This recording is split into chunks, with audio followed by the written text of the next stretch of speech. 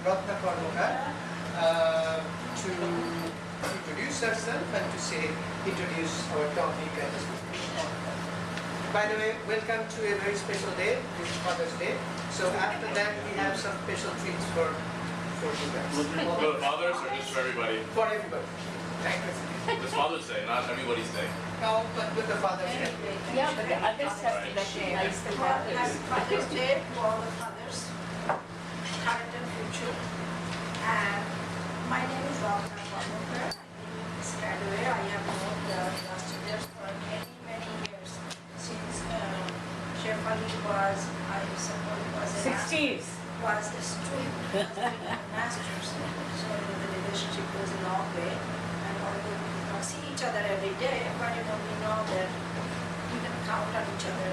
And when Sachida, I call him Sachida, called and asked me to be the moderator, I said I really would like to pass, but if I not get anybody else, then I'll do it. But when I, a little louder, you can hear me? Yeah, because the sound of the noise of the air conditioner is very loud. But when I saw Judith's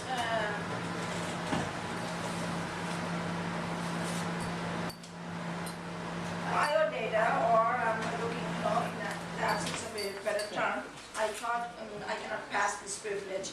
So it's really a privilege to be here to hear what you have to say. And about Judith Walsh, perhaps all know she's a professor at Old Westbury in the history department, and she has done phenomenal work. I mean, she was a student at Columbia, but after that her work started, and she has been writing up on gender issues and domestic issues for 30 years.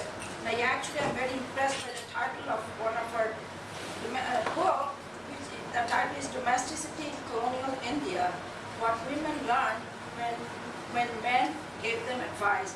And I'm just thinking, just change the colonial word to eternally India, I don't think much has changed, really, I go to India rather frequently. I see my family, so-called enlightened family members, and I look at them and I'm saying, you really have come a long way.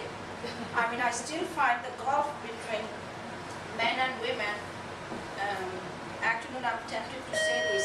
Yesterday I was telling my son, we went to an informal gathering, and all of a sudden, I do not know how this topic came up, and I said, I don't believe this, that brothers would tell their sisters how to dress, and the young man simply jumped and said, oh yes, that's the right thing to do.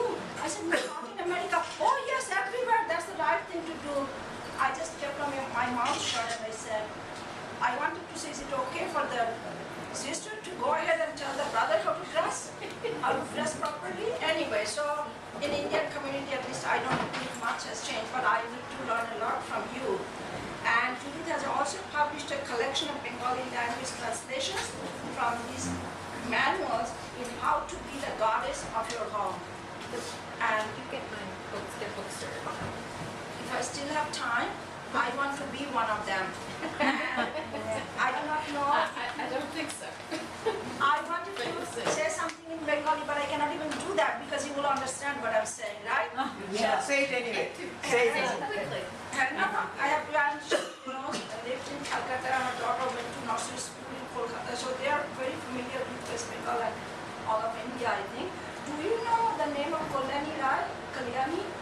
She was a professor at Judith University many years ago, and she had written one of the most beautiful books, tiny books on the states of Indian women, especially Bengali women in India. You may want to check it out. It's a very, very well-researched book, and with that, welcome, and we are eager to hear you. Thank you. I just wanted the one that had a cover. This is the goddess book that you're hoping to come out. Yes. Something that's really a pleasure. Sashi has asked me to do this. I had given this talk at Columbia, at Westbury, at a gender talk, and when I looked at it again, I thought, well, it's okay.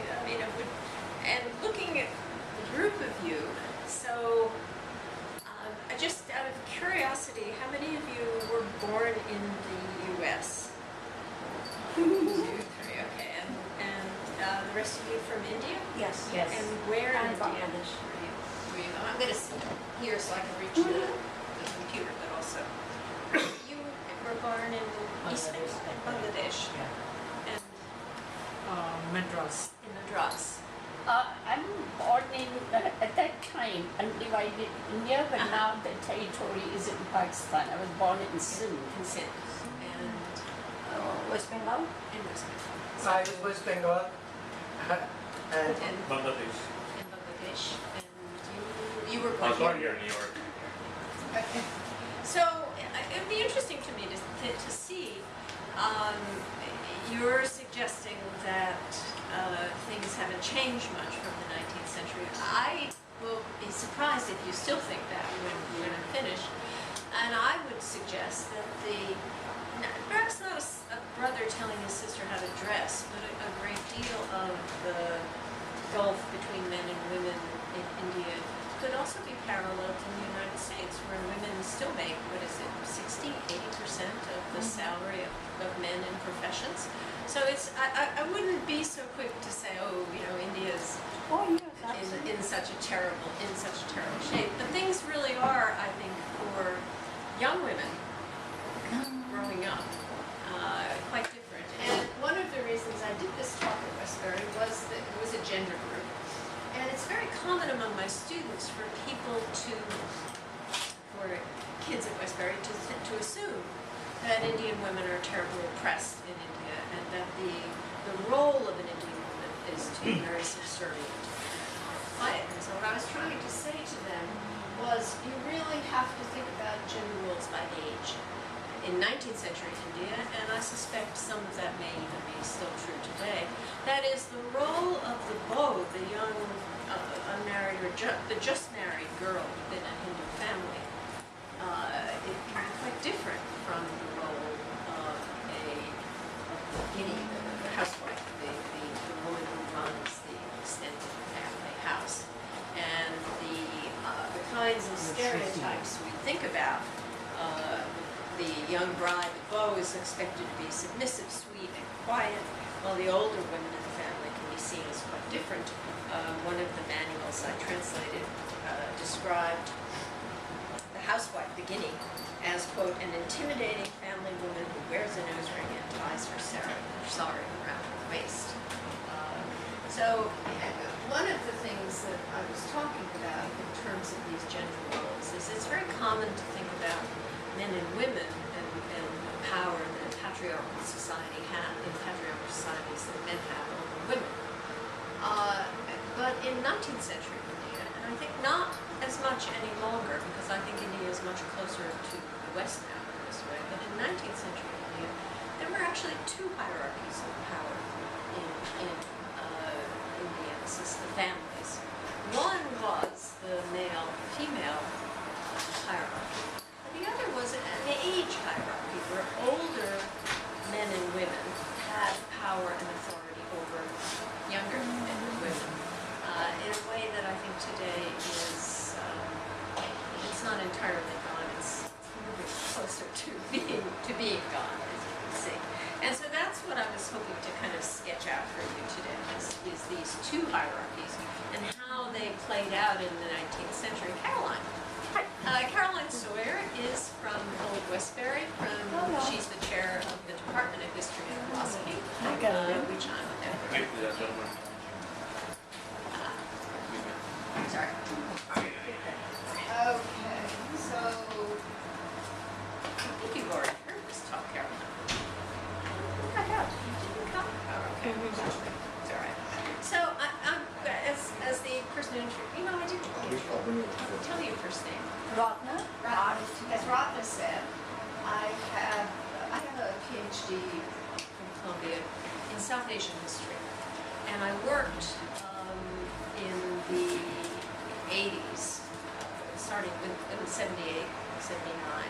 I learned Bengali in India, and I worked in the National Library, and I found there a collection of domestic manuals written in Bengali.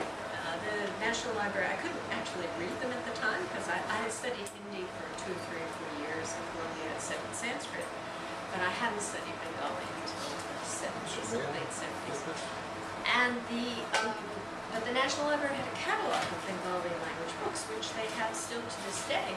And so you can go through the catalog, which is written in English. They were collected by the British, who were very worried about Bengali terrorists and other obstreperous people in the 19th century. And so they wanted to keep tabs on all the books that were published.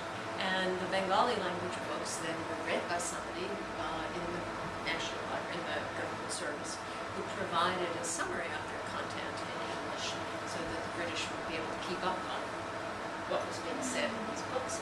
And I started as I was looking for autobiographies. I had worked for my PhD on Indian language autobiographies in English. But as I went through, I kept finding these titles of books that, to me, I think even to any of us kind of modern people, sounded a bit odd. How to be a good wife and mother, how to be the Loki of the house, a husband's advice to his wife. So I started keeping track of these as I found them, and I began to realize that I had a list of about 40 from the National Library catalog, a list of about 40 domestic manuals, most of which had been written, I think, between the 1860s. And I stopped in 1900. I could have gone further. I think some were written into the 20th century. But by the 20th century, I think a lot more of things that were being done about women and in the interest of women in many different regions of India were being done by Indian women themselves. So the nature of the kinds of things that are published changes. So I have always kind of been fascinated by the 19th century, which is this period in which the British come in and impose their culture over a culture that is in many ways very, very different. And I've always been, as an immigrant myself, my family were Italians that came here in the early 20th century. I've always been fascinated by that, how people negotiate that when you grow up in one culture, you go to school in a very different one, and then you have to kind of try and make an accommodation. So I started working on these manuals. I found that there were a lot between 1860 and 1900. They were really published across northern India, not just in Calcutta, but also, or as I say Calcutta, of course I should more properly say Kolkata, it's hard to relearn these things. I found references to them in Bengali, Hindi, Marathi, Punjabi, and Urdu. And some different scholars have worked on these manuals in northern India and in magazine articles and in Hindi language, and some in Urdu. There's been a published book on Muslim manuals for women and the education of Muslim girls by Gail. I forgot her last name. So these manuals were mostly written, the 19th century manuals, were written by English-educated Indian men, and I suspect by young English-educated. They can be incredibly romantic. And they had, as I've said, titles such as The Duties of Women, How to Be the Goddess of Your Home, The Lakshmi of Your Home, A Husband's Advice to His Wife. And they were often written in the form of a dialogue in which the husband instructed the wife on proper conduct. And on Western-influenced issues such as cleanliness, system and order in housework, and proper family relations and proper childbearing methods. And I was also interested in these manuals for the insights that they gave into the worlds of Bengali women in the late 19th century. By the 20th century, women themselves are starting to write, and you do have some autobiographies from the late 19th century. But for the most part, you only hear about women from other people, social people interested in social reform, men interested in social reform. But in order for the male English-educated authors to write manuals for women in Bengali, they really had to, if you think about it, they had to write their manuals in a way that the women would recognize as the world they lived in. They couldn't just pretend that everyone was English educated and British and lived in a colonially modern world, they had to construct their manuals in the language that women used to run family life, and they had to, and they wrote often in colloquial Bengali, not the Shadubhasha that became, people like Tagore and later people used. They expressed the Western reforms that they're interested in the older language, the Hindu language of Shakshar Dharma, family Dharma, household Dharma, that women would have been familiar with. So they show us a household world occupied by women, a world that we have access to by really relatively few other texts, and I was interested. So I wrote two books after about 20 years of reading this stuff and going to Calcutta and digging it out of the National Library and getting people. I had second readers for most all of the Bengali people who checked, and they started wonderful discussions about what these translations meant. The domesticity book is actually what they call in academics a monograph, which is really a study of domesticity as it appears in late 19th century in these manuals. The Goddess book was published in India, and it's now out of print. And it was a collection, much longer collection of translations from the manuals themselves. I think we translated selections from 9 different manuals in that book. And we have the domesticity book, has brief translations at the end of it. Okay. So I don't know how much you people know about British India. I assume for the people in the Old Westbury audience, they knew nothing, which was, I think, probably close to accurate. You probably know, I know Sashi knows a great deal more. But in case you're not familiar with what India looked like in 1900, the Indian men who wrote the domestic manuals I read and translated grew up in British India. They went to English language schools in British India. This is a map of the areas controlled by the British before, as you said, somebody said partition. So you can see that it included Balochistan, Afghanistan, the Punjab, the areas that are in white, and all the way over to Burma on in the east. The areas that are darker were the princely states. Those were areas controlled by Indian princes under the supervision, fairly close supervision, of the British government.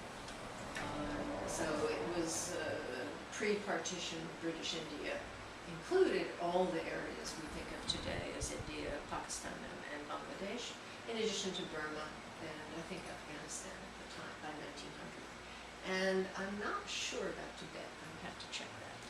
But I don't think Tibet was part of it. And at the same time, by 1900, the British power and presence in India had changed many aspects of Indian life in urban towns. And we talk about colonial modernity, meaning the way in which India became modern during the colonial period. These are 2 postcards illustrating buildings from the late 19th century. The 1872 postcard on the left is Writers' Building in Calcutta, which I'm sure is still there now. Yeah. Yes. Look quite as quiet as this. And the postcard on the right is the University of Calcutta, mid-19th century, so maybe 1854 or 1860, which is about when the education system gets built. British-style buildings dominate urban centers of British India, Chennai, Madras, Calcutta, Mumbai, Bombay. All these areas are the centers of provincial regions of those parts of India.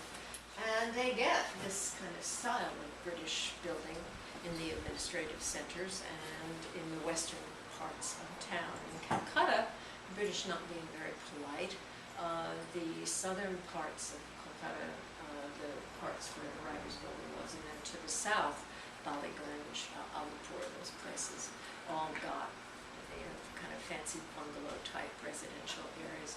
And the north section was called, as it was in many Indian cities, the Black Town, which is, I'm sure you know what that means. This was the Indian part of Calcutta, the place where the Tagore mansion was, and other some famous ones. So you have British-style buildings, you have British laws and British taxes that structure the lives of Indians. You have British railways, the telegraph, the postal system. These are all, by the 1850s and 60s, these are all kind of transforming urban life in India and connecting up parts of India in ways that they hadn't been before. You also get the introduction in the 19th century of printed books and newspapers in indigenous languages as much as in English. So much so, as I said at the beginning, that the British start getting very nervous about what is all this stuff being published in Bengali and Hindi and Gujarati and Sindhi. And there was a law passed in 1867 that everyone who wrote a book in British India had to deposit a copy with the government. And people provided summaries of these in this huge catalog of printed books that's even today in the British Library in London. So you have printed books and newspapers, and the Bengali manuals I read are part of that change. They're part of that movement. They're all printed in Bengali, but they're not hand copies. They're not, if you've ever seen these scrolls, they're not like that. They're actually printed books that were issued in very, very small print runs of maybe 1,500. And some of them, if they became popular, maybe used in a school, went into second editions, but most just disappeared into the National Library. The second postcard, the University of Calcutta, relates to the English-educated Indians who wrote these manuals. By 1854, the British had introduced English language college-level education into India. And that is college education given in the language of English, so that the exams were taken in the language of English, which is why India today has all of these call centers, et cetera, because English has remained a very strong language in the subcontinent. Universities are established to examine candidates for a variety of English language degrees, and these degrees become prerequisites for employment in British-style occupation. So if you want a well-paying job with the British in the mid to late 19th century, the way that you get it is you send your son to the English language schools to get a degree.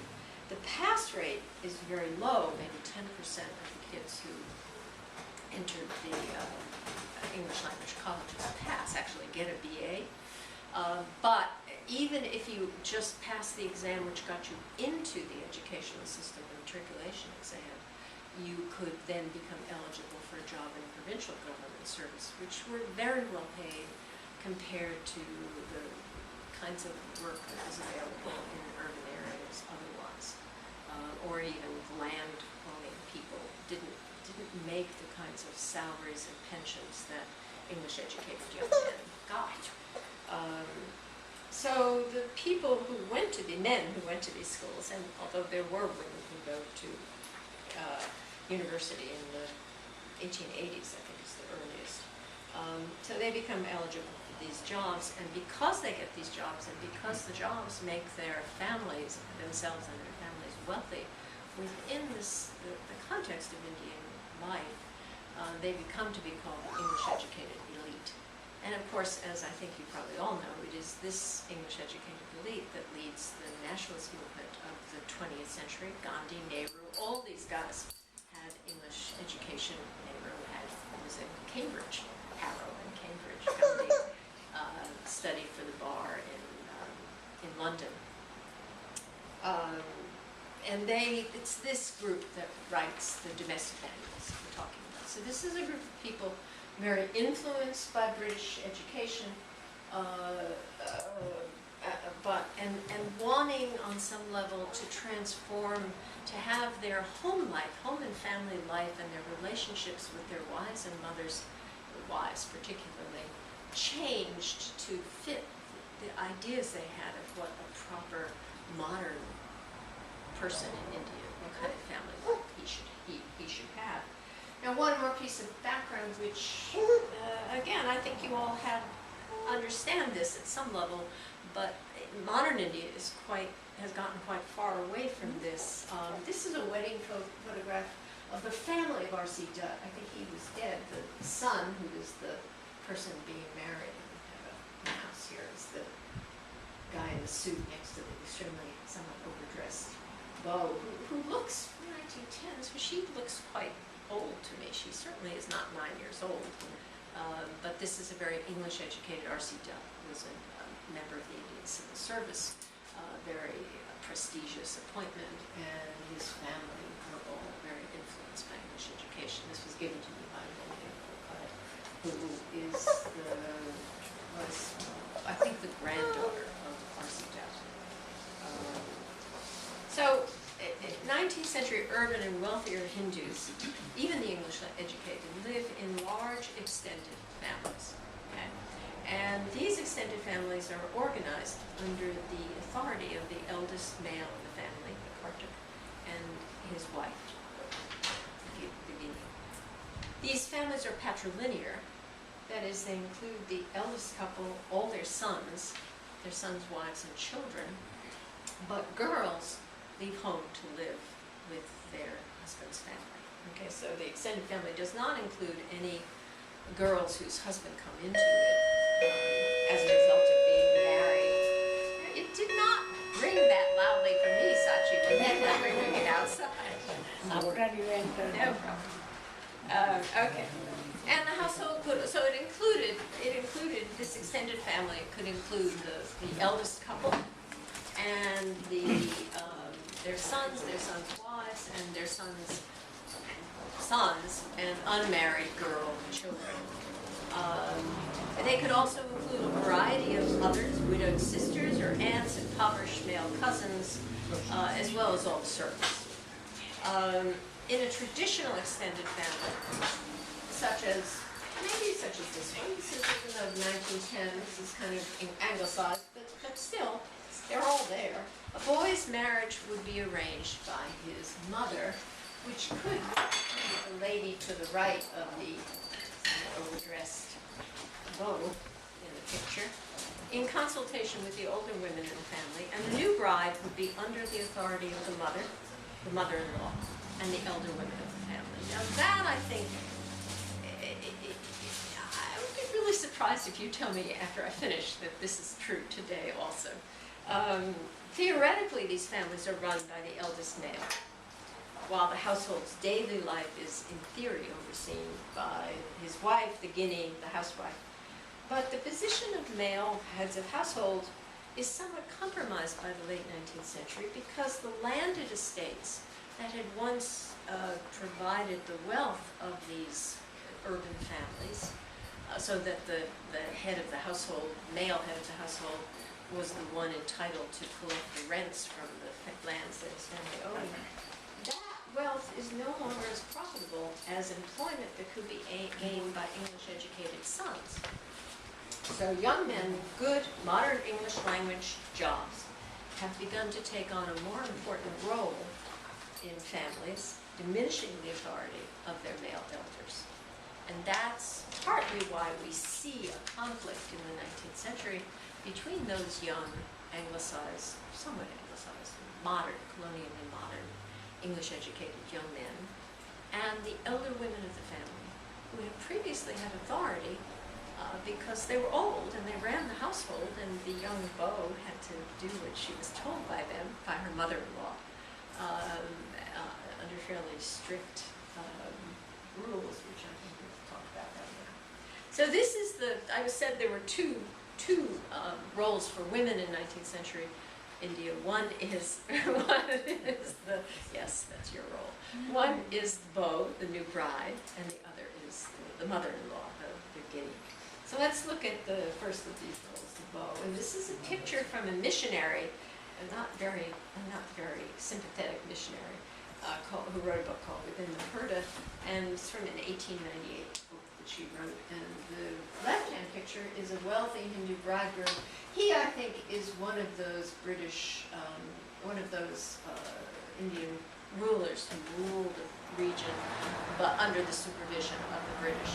And there he is with his young child bride, I mean, who is probably maybe 8 or 9 years old. The image, okay, I said you that. The little bride is so young because by Hindu law, a father was required, this is the 19th century law, which I do not think any of you follow today. A father was required to marry his daughter and provide a dowry for her at or before the girl's first menstruation. And in 19th century Calcutta, girls menstruated at 9 or 10 years of age. The British found this very strange because in much colder England, girls menstruated in the 19th century, maybe 15 or 16. But in Calcutta, it was much earlier, and so a father had to marry his daughter by Hindu law before this, so that she could be this little tiny girl here in this picture. Now remember, the couple that we're talking about, not necessarily this guy because he's a prince, but in most of these extended families, when these marriages took place, the boy might be 13 to 15. Gandhi is 13 when he's married. He tells us in his autobiography. And the girl could be 9 or 10, or his wife, I think, was also 13. But they're not going to go off to live in Jamaica on their own in a house with a cat and a dog, right? They're going to live within the extended family. And so by custom, under the authority of family elders. And by custom, newly married girls at this age spent a great deal of time at their parents' home in between relatively short visits to their husbands' homes. So she'd get married, she'd be sent off with, all the bridal whatever, to her in-laws' house. Everyone's weeping and sobbing. And then maybe a couple of weeks later, she'd go back home to her natal home, to her parents' home, and she'd stay there. Then maybe a month later, she'd be sent out again to her in-laws' home. So it was a fairly gradual thing. And of course, part of the issue here in traditional Hinduism, as we know it through texts, Sanskrit texts, and through kind of popular assumptions, popular values of the 19th century, traditional Hinduism saw women as a separate class whose purpose was the bearing of children, and also, I'm afraid to say, as an inferior class. So the jati of women was lower than the jati of men. But the purpose of women was to have a child, not a child, in fact, like that cute little child, but in fact a son. Right? It's traditionally in the Brota Kathas, the Hindu vow stories. The formula is the Brahmin marries and his wife has 7 sons and 1 daughter. 7 sons, because then he's going to get 7 dowries coming into the family, and the family will be very prosperous. And 1 daughter, because after all, we do like girls. And we like to have a girl, and so you don't just write her out entirely, because would anybody marry? But the parents' duty then is to make sure that a girl marries before she menstruates, and the husband's duty is to sleep with his wife and to make sure she has a child, or rather, a son. Women's sexuality in the traditional Sanskrit law codes, like the laws of Manu, which some of you may have heard of, is seen as extremely powerful and dangerous if it's not contained and controlled. And that women, because the purpose of their life is to have children, have a kind of unrestrained enthusiasm about sexuality, that they just want to sleep with somebody so that they will get pregnant, like American teenagers, I sometimes think, so that they will get pregnant and have babies. This is from the 5th century laws of Manu. Good looks do not matter to them, do not matter to them, that is to women, says the author of the laws of Manu, nor do they care about youth. A man, they say, and enjoy sex with him whether he is good looking or ugly. So that's the Sanskrit traditional kind of take on women's attitudes. So you've got to marry them off very young, before they menstruate. By Hindu law, a father is cursed if he doesn't do this. And then they will sleep with their husbands, or whatever happens, happens, but the girl is married and the children that come are part of the family. So early marriage and supervision by family elders is the traditional solution to traditional Hindu ideas about what women were and what their purpose in life was. This is another picture from this late 19th century book of a young girl, and I took it to just kind of illustrate little daughter-in-law scouring the pots. The bride, the beau in her in-laws' home, I will be, you will just totally astonish me if any of you tell me this is true today also in Jamaica or even in upper middle class English educated India today. The bride in her in-laws' home is expected to be the embodiment of obedience, silence, and hard work. She has to get up before all of the other family members and go to sleep only after they do. And according to the missionary who took these pictures, in Sindh, she ate only the leftover food from the family's evening meals, and she was at all times to be quiet and uncomplaining. So that's her life in her in-laws' home. The Broto kotas, the Bengali language kotos, have a passage in which an elderly mother-in-law, it's a little bit less, not quite so harsh as the missionary view. The elderly mother-in-law is about to die, and she advises her daughter-in-law how she should behave. She says, get up very early every day and sweep up whatever is scattered about. Never sleep during the day. In the evening, put incense and sprinkle Ganges water in the rooms and light the lamps. Never speak roughly or loudly or with a metallic sounding voice, and never cause a clatter while moving about. If you move as if there is no sound to your feet. Always call on Lakshmi, Loki, and Narayan in your mind, and then the mercy of Ma Loki will come. This is from 1931. This is from a 1931 collection, set of vow stories that girls read when they perform certain roles. So until she has children, once she has children, a girl's life in the extended family changes, and she is not quite in this position. But before that, the bride's life within the extended family was lived during the day almost entirely under the authority of her mother-in-law and other female elders. You can tell me later if this is still true today, but I would be very surprised if it is. By custom, Hindu women in wealthy families lived in a separate section of the house, which I think is also no longer true today. The Antapur in Bengali, in other parts of India, other names. This was a section which is restricted to women, to children, and to close male relatives, the fathers, etc., the husbands of these women.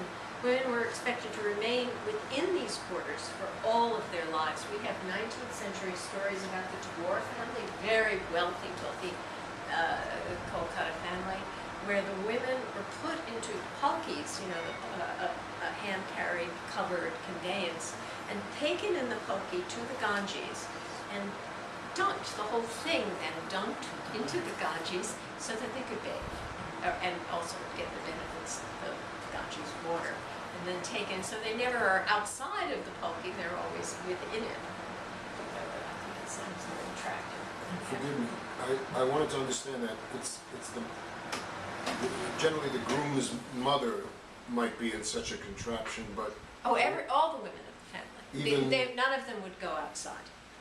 So they wouldn't go outside, so even if they wanted to go and bathe in the Ganges and get the benefits of the holy Ganges water, they would have to go in these covered conveyances, which the whole conveyance would then be lowered into the water and lifted out. But even a daughter-in-law of this stature? Really? Yes. Very well. And in wealthier families, and in wealthier urban families. Interject for a minute. It all, there are aberrations though in the same Tagore family. Yes. Tagore's daughter-in-law actually went horse riding at That's Red right. Road That's right. in 1868, or the year I might not have done. No, But- later. He's not married by 68, That's so right. later. It was 1890s, but before 19th century, they were very progressive, and his niece father- was married at the age of 28 Right. to a Punjabi gentleman. There are aberrations, but generally what she's saying, you know. So I was just using that Yes, as of an course. example Yeah, of that- just what the underpour meant. And women went outside in covered conveyances to go to weddings and to family occasions, etc., etc. But in the 19th century, one of the big issues for English-educated men is that they want their women, they want their wives to be able to go out of the house in company with them. And there is huge opposition to this. I'll talk about this in a minute. From the elder women in the family who think this is just a terrible, destruction of family life. By custom, again, this has changed. Women, 19th century, really up to about the 1860s, women were forbidden to learn to read. A Hindu woman. A woman who learned to read, it was said, would cause her husband's death. This is a very common saying in the 19th century. And it really, it is commonly said, it appears in the manuals where the authors of the manuals are saying you have to learn to read or write, and the girl is made to say, oh, but if I do, Auntie says my husband will die, etc., etc. So we know it was still being said around that time. Although by as early as the 1860s and 70s, it was becoming difficult to arrange a girl's marriage if she wasn't literate. Among this urban classes of people, if she wasn't literate, at least in Bengali. So that you have two things going on, the more traditional family life, which is no, you don't learn to read, it's forbidden. The Shastras say you can't do that. And then you have the kind of more modernizing young men who want wives who can read and write. They don't want to marry someone who can't do that. The bride's relationship with family elders is very formal. She veils herself in front of her husband's father or his elder brother. She does not talk to them directly, and this goes on theoretically, until she has children. In some households, she might not even speak to her mother-in-law or to the elder wives of the family, because this would be seen as disrespectful. She is allowed a joking and familiar relationship only with her husband's younger brothers. Right. And that, I think, still continues in that there's some kind of special joking, teasing relationship that can exist. But the other part, her relationship with her mother-in-law, as you might imagine, had a lot of potential conflict in it. The wife veils herself. In front of the mother-in-law, she should not argue or quarrel with her mother-in-law. Traditionally, she's expected to do whatever the mother-in-law requires. Girls in their in-laws' houses could be given, although they weren't always, but they could be given the hardest housework, cooking, sweeping, expected to rise early and finish last, depending a lot on the nature of the mother-in-law. Traditionally, of course, and this I think you probably all know, in Bengal, that may not be true in other provinces, when a young man goes off to marry, his mother is supposed to ask, "Where are you going, my son?" And the boy is supposed to reply in Bengali, but I'll say it in English. "I'm going to bring you a dashi, a servant or a slave." Maid. Yeah, that's a very polite translation. Yes, okay. So that's the kind of traditional setup. Now, English-educated young men, these are two pictures. One is a Calcutta print from the 1890s showing husband and wife together, just as a couple. Where's the extended family, you might ask? Not in the picture, because men like to have these pictures taken. It showed them as modern, kind of emancipated. They're just with their wives. We forget about the mother-in-law and aunties, and that's Tagore and his wife in the traditional and the wedding photo. These couple wedding photos became very popular by the late 1880s, 90s century as a way of the young husband saying, "It's just me and you, babe. We are here together." But girls still lived within the extended family. So the bride's reality was really quite different, and as I said, until she had children, she was expected not to meet with her husband during the day. Many of the manuals I read were written in the 1880s and 90s. Many of them husband's advice to his wife, the advice is given at night when the manuals expect us to kind of accept, what else can we do? That is the boy and the girl, they're just married, they've been separated all day, they're not allowed to talk to each other. And when they come together at night, what happens? The husband instructs the wife on proper behavior. Well, perhaps. But that was the only time in which the manual authors could, without kind of horrifying, the elders and the family and their audience, could have the husband and wife talking to each other at night after all of her work is done, when they are, if the family's wealthy enough, alone in their own room. It may not happen, but sometimes they do.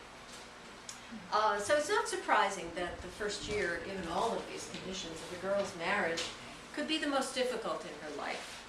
And this was widely acknowledged in 19th century Hindu society and in a variety of texts I've read.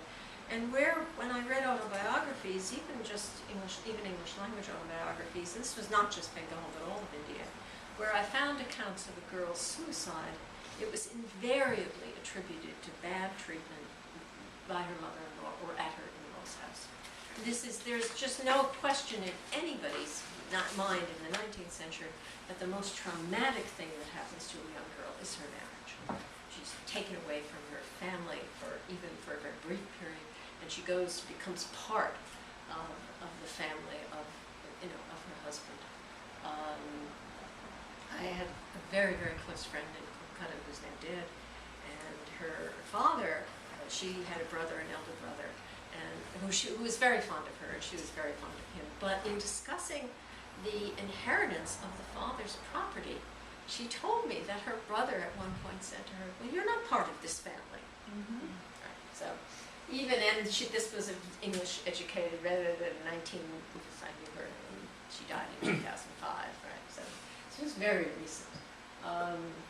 Okay, so let's turn to the second person. This is the housewife or mother-in-law. These are the only pictures I could find. They're not terribly. No, they're not terribly flattering. So the bride, and that's the part of the point here, is that the bride has this. She's sweet. She's demure. She doesn't talk back. She's quiet. She does everything she's told to do. That's one gender role in 19th century India. But the role of the mother-in-law or the guinea, the head of the household, is really very, very different. They are described in biographical literature and domestic manuals as loud, quarrelsome, assertive, punitive, ignorant, and superstitious. And I gave you this quote at the beginning. When speaking of a housewife, writes one manual author, it's not necessary to automatically think of an intimidating family woman who wears a nose ring and ties her sari around her waist. So the picture on the left is an illustration called, these are from, the two pictures on the left are from books from about the 1920s, 1910, 1920. This one is, I think the other one I have on the next page. We'll talk about it. The left-hand one is from an illustration called The Letter, in which they received a letter, but she probably can't read.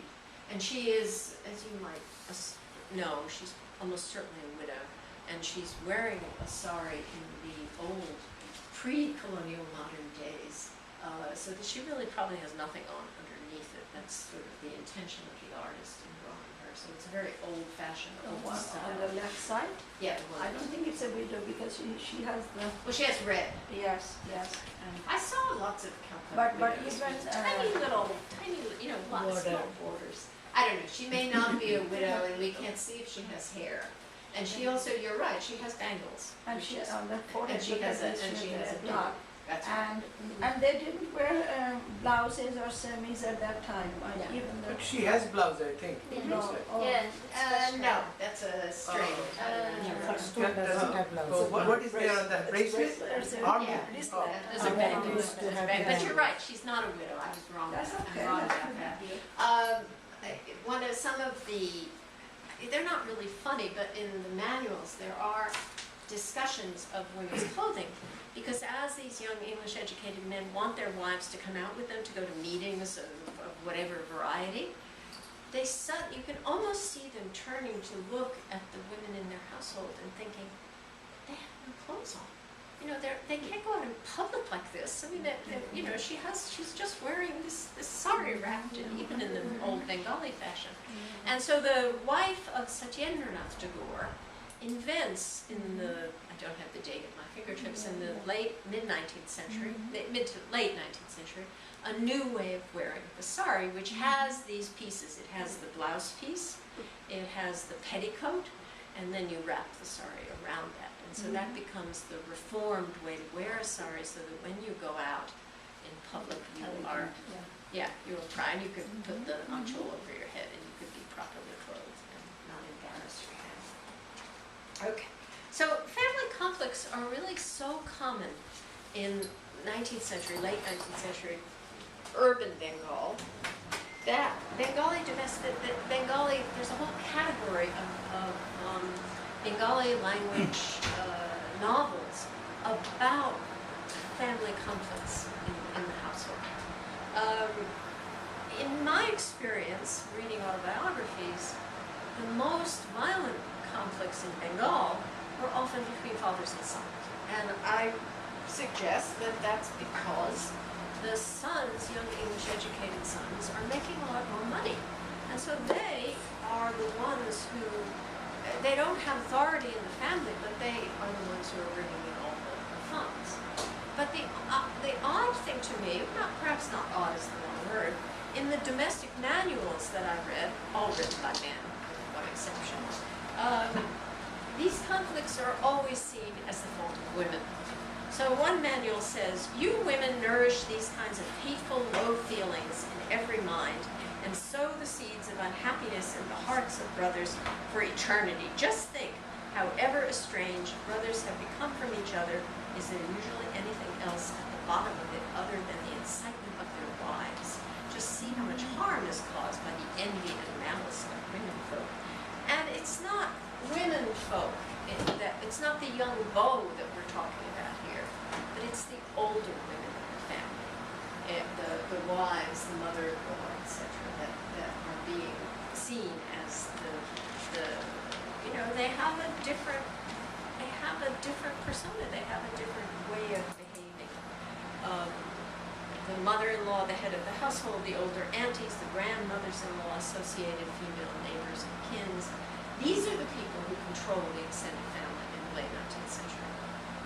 Theoretically, it's the father, but I never saw a single manual author talking about overcoming the influence of the male elders in the family. They all talked about the evil influence of the elderly aunties. And they rarely talk about overcoming the influence of the mother-in-law, I think because they felt it to be just a step too far to be criticizing perhaps their own mothers.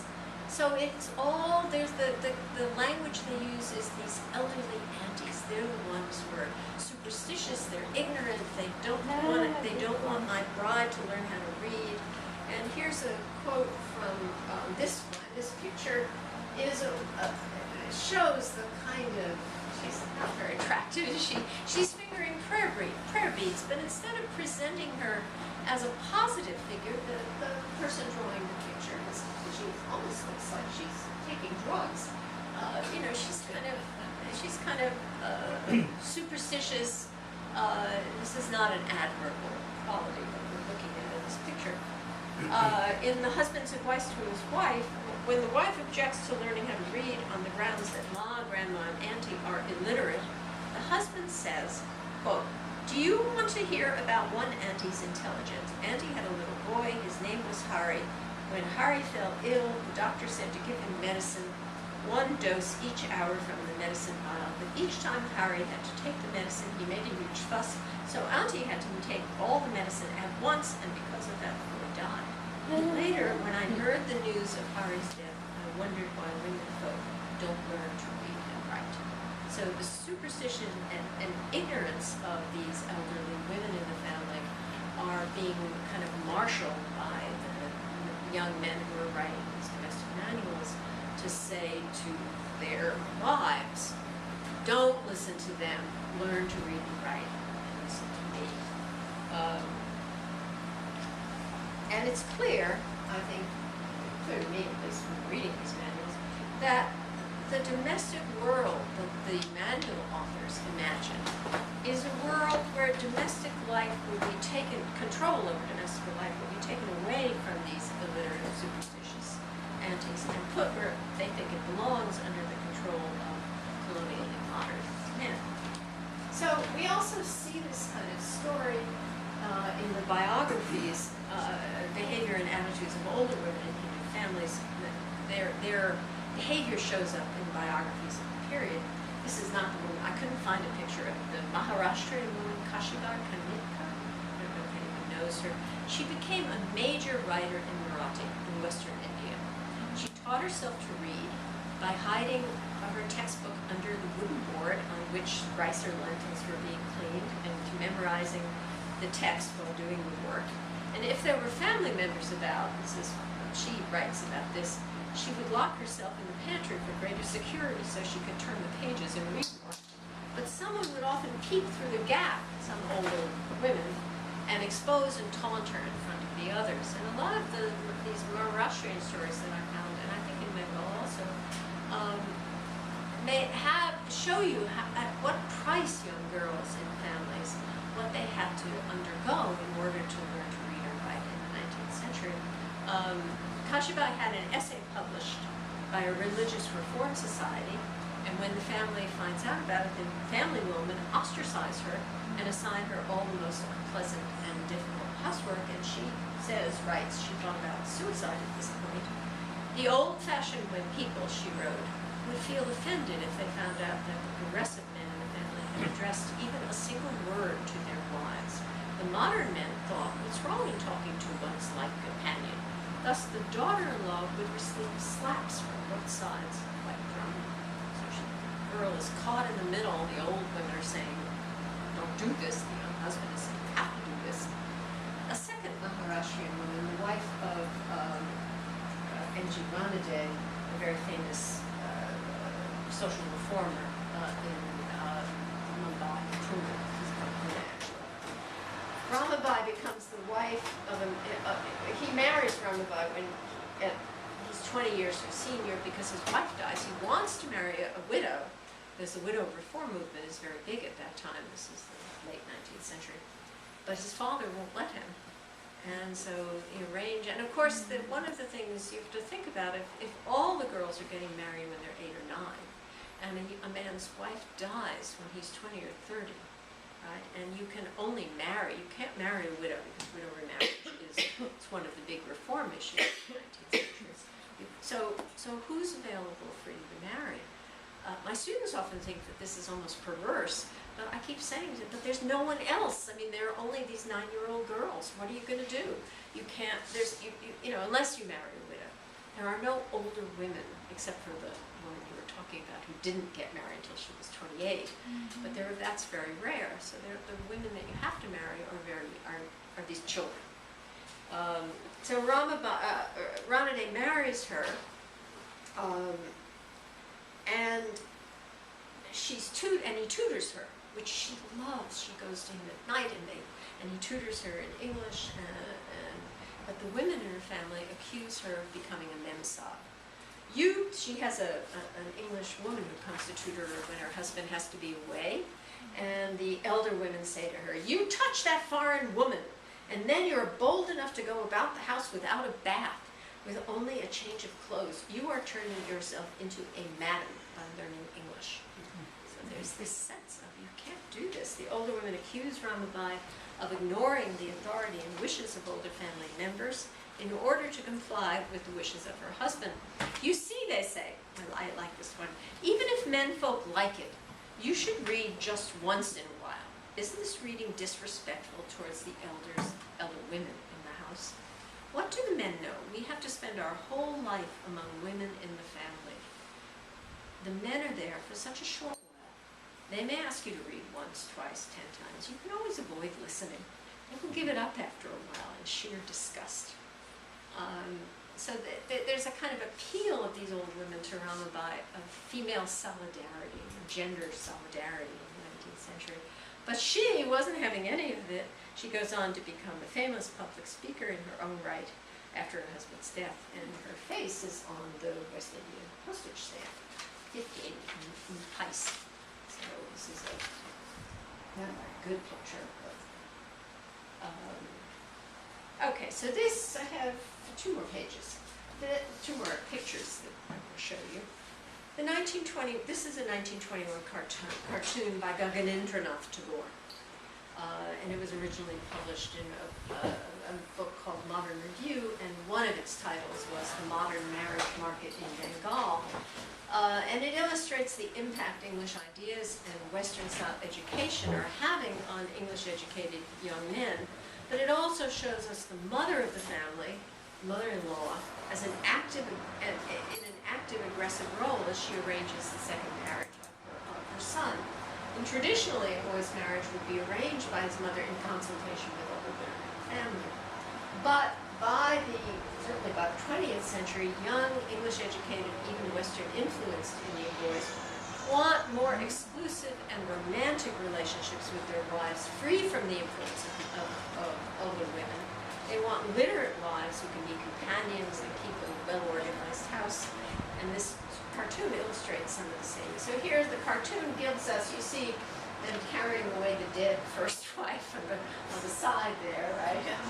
So we know his first wife has died, and the boy is dreaming of romantic love. I'm not sure if you can see it, but the book that he's leaning on, can you see the title? Romeo, Juliet. So he's been reading the play Romeo and Juliet, which is nowhere near that thick, on his own, and he's dreaming of romantic love.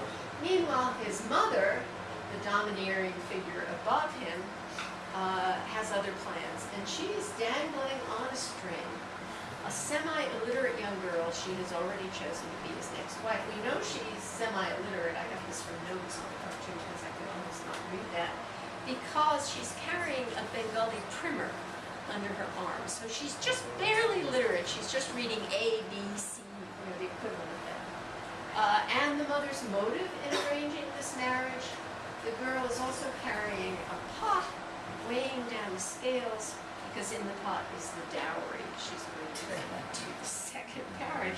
And so the title of the cartoon is The Modern Marriage in Bengal. And another title I've seen in a different place was called Student Scream. Okay.